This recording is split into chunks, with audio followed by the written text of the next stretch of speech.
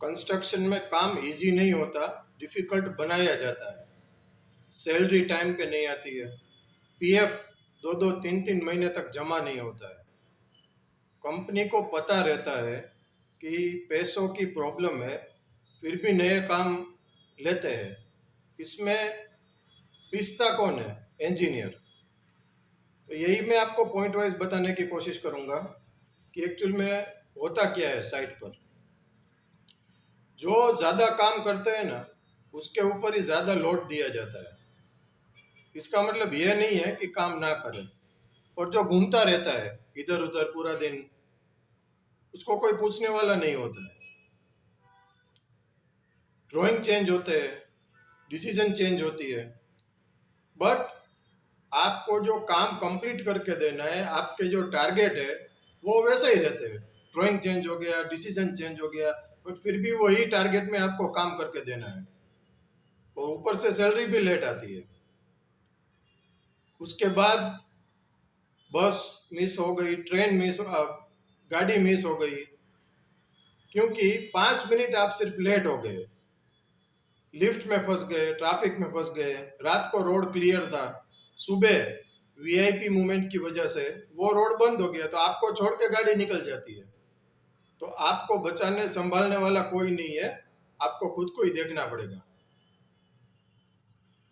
सब चीज की आपको रिस्पॉन्सिबिलिटी दी जाएगी, ये करो वो करो, बट ऑथोरिटी देने में प्रॉब्लम है। आप अपने आप से डिसीजन नहीं ले पाते हैं, छोटी छोटी चीजों के लिए पूछने जाना पड़ता है। जैसे कि परचेस इंजीनियर होता है, या जो व्यक्ति परचेस करता है, हर एक चीज छोटी छोटी साहब को पूछ लेता हूँ क्या है क्या नहीं है, बिकॉज पैसों की कमांड तो साहब के हाथ में होती है। तो जब तक साहब हाँ ना बोले तब तक साइट पर चीज नहीं आती है, और उससे इंजीनियर और परेशान हो जाता है। रिपीटेडली इंस्ट्रक्शन चेंज होते हैं। ये आपने काम कर दिया बट इंस्ट्रक्शन चेंज हो गया। अभी ये आप अपने सब कॉन्ट्रैक्टर को, अपने लेबर को कैसे बताओगे? उसको समझाना दिक्कत हो जाती है। सब कॉन्ट्रैक्टर को तो वैसे समझाना दिक्कत ही हो जाती है, क्योंकि वो डबल बिल करेगा। एक बार उसने काम कर दिया, दूसरी बार इंस्ट्रक्शन चेंज हो गया, तो वापस वो काम करेगा। तो ये भी एक दिक्कत है, ये रियलिटी है जो इंजीनियर्स फेस करते हैं साइट पर। उसका पेन कौन समझ रहा है? ऐसा नहीं है ऊपर बैठे सबको मालूम नहीं है, सबको पता है। जो लोग पूरा दिन साहब के आजू बाजू घूमते रहते हैं, वही लोग इसमें प्रमोट होते हैं, आपको भी पता होगा। बट उसका यह मतलब नहीं है कि हम अपना काम छोड़ दें। हम क्या हो रहा है उसको जानने की कोशिश करें, और उसमें अपना काम कैसे निकलवाए उसकी कोशिश करें। सब बिजी होते हैं, आपको सिखाने वाला कोई नहीं है। आपको जो भी सीखना है आप अपने आप सीखना पड़ेगा। नए हो या थोड़ा बहुत एक्सपीरियंस हो गया है, अब डेडलाइन, टाइम और प्रेशर ही इतना आ जाता है कि आपको कौन हाथ पकड़ कर सिखाएगा? बताइए। कोई नहीं सिखाएगा, क्योंकि सब अपने अपने में लगे हैं। ऊपर से जो मालिक होते हैं या जो भी होता है, जो डिसीजन लेते हैं, वो अपने किसी रिश्तेदार को या अपने किसी बंदे को साइट पर बिठा देते हैं जिसको कुछ नॉलेज नहीं है साइट के बारे में। वो आपको इंस्ट्रक्शन देगा।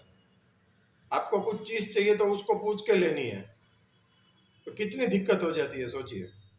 अभी ये सब चीज में प्रोग्रेस भी आपको ही देना है, ग्रोथ भी आपको ही करनी है। बिलिंग इंजीनियर सबके पीछे भागता रहता है, डेटा दे दो, डेटा दे दो, डेटा दे दो, बट डेटा टाइम पे मिलता नहीं है। जो भी मिलता है वो आधा अधूरा मिलता है, तो बिल कैसे होगा? तो आपकी सैलरी तो लेट ही होगी। उसके अलावा जो काम के बारे में कंपनी को मालूम नहीं है, मान लो कंपनी बिल्डिंग का ही काम कर रही है और काम ले लेती है कलवर्ट बनाने का या ब्रिज, छोटा सा ब्रिज बनाने का, अभी डिलीवर तो आपको करना है, आपको कोई अनुभव नहीं है, कैसे डिलीवर होता है? कंपनी सिर्फ ये देखती है कि बस काम ले लो, बट वो काम को करना कैसे है वो तो साइट पे आप ही जानते हो। शेड्यूल शेड्यूल प्लानिंग प्लानिंग सब लोग खेलते रहते हैं, और वो प्लानिंग बनाते कौन है? ऊपर से आ जाते हैं लोग, बड़ी बड़ी फैंसी डिग्री लेके, पूरा दिन शेड्यूल शेड्यूल खेलते रहते हैं। अरे भाई, साइट पे 5-8 साल काम किया नहीं है, उसको प्लानिंग में बिठा देते हैं लोग। क्यों? उसके पास बड़ी डिग्री है। साइट में लेबर और सब कॉन्ट्रैक्टर के साथ अगर मगजमारी जिसने की होगी ना भाई, उसको ही पता होता है कि साइट कैसे चलती है। बड़ी बड़ी डिग्रियां लेने से जो साइट की धूल नहीं खाई है उसको पता नहीं चलता कभी। और ये ऐसा नहीं है कि सब कंपनी में है, बट बहुत सारी कंपनी में है, छोटी हो बड़ी हो, बहुत सारी कंपनी में ऐसा रहता है। क्लाइंट सुनता नहीं है, और आप ये कंप्लेन करो तो बोलता है मैनेज करो अपने से, कैसे भी कुछ भी करके मैनेज करो। और क्लाइंट बैठा रहता है दूसरे सिटी में, ईमेल भी आपको करना है, उसको फोन भी आपको करना है, बिल भी आपको पास करवाना है। तो ये सब दिक्कत है। और हकीकत तो ये है कि बहुत सारे डिजाइनर या जो भी ड्राइंग वगैरह बनाते हैं वो अपनी अपने क्लाइंट को खुश करने के लिए ऐसी ऐसी चीजें डाल देते हैं ड्राइंग में, ऐसे ऐसे मटेरियल डाल देते हैं जो आप ढूंढते ढूंढते परेशान हो जाते हो। किसको भुगतना पड़ता है? आपको। तो इसमें क्या करें, ये पूरा समझिए। यही रियलिटी है, इसमें कोई बदलने वाला नहीं है। देखिए, अगर आप साइट पे कंस्ट्रक्शन में काम कर रहे हो तो ये रियलिटी है। ये चेंज होगा या कोई जादू की छड़ी आ जाएगी, ऐसा कुछ होने वाला नहीं है। इसको आपको समझना पड़ेगा और इससे ही आपको आगे बढ़ना पड़ेगा। यही यही चीज अगर आप समझ लोगे तो आप आगे बढ़ जाओगे। दूसरी ये बात होती है कि टेंडर और कॉन्ट्रैक्ट जो सबसे कम में लेता है, L1 जिसको बोलते हैं, उसको मिलता है। अभी इसमें दिक्कत क्या होगी? एक तो ठेकेदार ने सबसे लोवेस्ट में काम लिया है और आप उससे मांगोगे साहब ये लाके दो, वो लाके दो, गाड़ी चाहिए, ये मशीनरी चाहिए, ये टूल्स एंड टैकल चाहिए। अभी भाई उसने काम ही L1 में लिया है तो कहां से डिलीवर कर पाएगा वो? तो ये आपकी प्रॉब्लम नहीं है, ये सिस्टम की प्रॉब्लम है। बट अभी उसमें आपको काम तो करके देना पड़ेगा ना। भुगत कौन रहा है? आप भुगत रहे हो। क्यों? क्योंकि ये जो भी अनकंट्रोलेबल चीज है सब, उसको झेलना एज ए इंजीनियर आपको पड़ रहा है। साइट पे एग्जीक्यूशन वाला अपना काम करता है बस, उसको बहुत सारी जगह पर क्वालिटी, मतलब कुछ खराब हो गया, कुछ एनसीआर मिल गया, उसको चिंता नहीं रहती, बिकॉज उसको टारगेट पूरे करना है, जैसे मैंने पहले बताया। तो क्वालिटी इंजीनियर घूमता रहता है कि सबके पीछे क्वालिटी चेक करते हुए।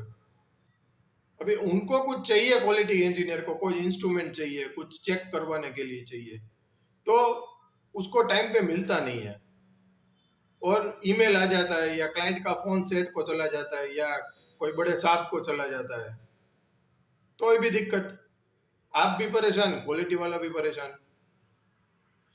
अरे भाई, ज्यादातर साइट पर सेफ्टी इक्विपमेंट होता ही नहीं है, कितने एक्सीडेंट होते हैं। बेसिक जूता और हेलमेट भी नहीं देते लोग, बस कॉस्ट कटिंग की बात करते हैं। एक चीज आप समझिए, ये बहुत हार्ड है, बट ये कैरियर बहुत रिवॉर्डिंग भी है अगर आप इसको समझ ले ठीक तरह से। तो सब कुछ आप भुगत रहे हैं,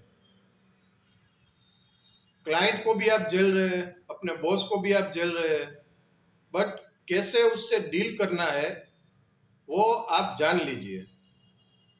क्योंकि आप अगर इसमें आ ही गए हो तो ऐसा तो नहीं है कि रातों रात सब ठीक हो जाएगा या आप छोड़ के चले जाओ। धीरे धीरे कोशिश करिए ये जानने के लिए कि इसमें से आप कैसे बेटर परफॉर्म कर सको। आपको रिस्पॉन्सिबिलिटी दी जा रही है बट ऑथोरिटी नहीं दी जा रही है। आप लेबर ने कुछ प्रॉब्लम कर दिया तो आपके पास ये ऑथोरिटी नहीं है कि उसको कुछ आप बोल सके।